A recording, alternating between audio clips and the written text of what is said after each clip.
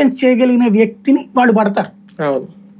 అతని ద్వారా మీకు చెప్పిస్తే మీ చేత క్వశ్చన్స్ రివర్సల్ అయిపోయారు అనుకోండి, అప్పుడు నేను మాట్లాడేటప్పుడు ఆన్సర్ రివర్సల్ అయిపోతుంది, మొత్తం వాళ్ళు కోరుకున్నట్టు జరగట్లేదు. ఇది ఒక మైండ్ గేమ్. ఆ మైండ్ గేమ్ లో 40 ఏళ్ల రాజకీయ అనుభవం ఉన్నటువంటి చంద్రబాబు, 40 ఏళ్ల ఎక్స్పీరియన్స్ ఉన్నటువంటి తెలుగుదేశం ఆడితేరిపోయింది. జగన్ కూడా అది సాధ్యం కాదు. జగన్ డైరెక్ట్ గా సూటిగా ఉంటది, సార్ నాకు ఇది కావాలి, మీకు నేను ఇది చేస్తా, ఎట్టుంటది జగన్. వీళ్ళది అట్లా కాదు. ముందు వీళ్ళు వెళ్లే ముందే ఒక దాన్ని ఏమంటారంటే, ఒక మనం మంత్రి గారు వెళ్ళేటప్పుడు ఆయనకు విలువ పెరగాలంటే ముందుగానే మంత్రి గారు వస్తున్నారు, తప్పుకొని అని హడావిడి చేయాలి.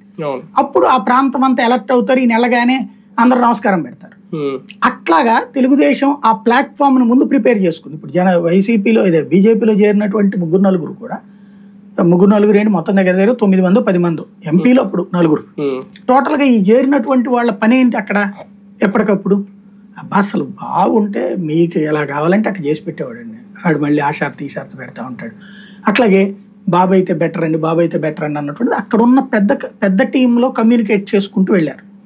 రెండవది, ఇక్కడ బీజేపీ అంటే పడిసచ్చే లేదా బీజేపీ అంటే ప్రాణంగా ఉన్నటువంటి నాయకుల మీదన వైసీపీ డబ్బులు తీసుకుని చేస్తారండి వాళ్ళు, జగన్ డబ్బులు ఇచ్చి కొంటున్నాడండి వాళ్ళని, వాళ్ళు వైసీపీ మనుషులండి.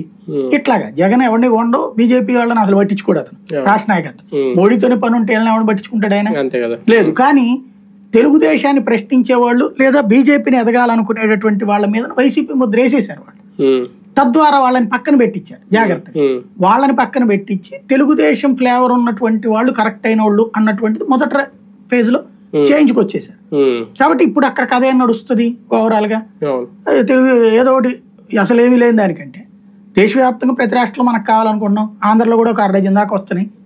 ఎప్పుడు రావాలా? ఇదివరకు ఆ టైంలో 2014లోనే ఇవ్వాల 6, అప్పుడు ఇచ్చింది 4 కదా. దాంతో పోల్చుకుంటే 6 వచ్చినాయి.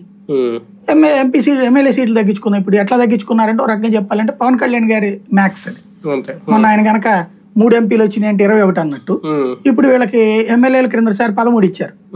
ఇప్పుడు 6కి తగ్గించుకున్నారంటే మనం ఒక ఎంపీ సీట్ తగ్గించుకున్నాం అనుకుంటే పోలా, అంతే. అట్లా ఉందని. భారతీయ జనతా పార్టీ ఇప్పటికే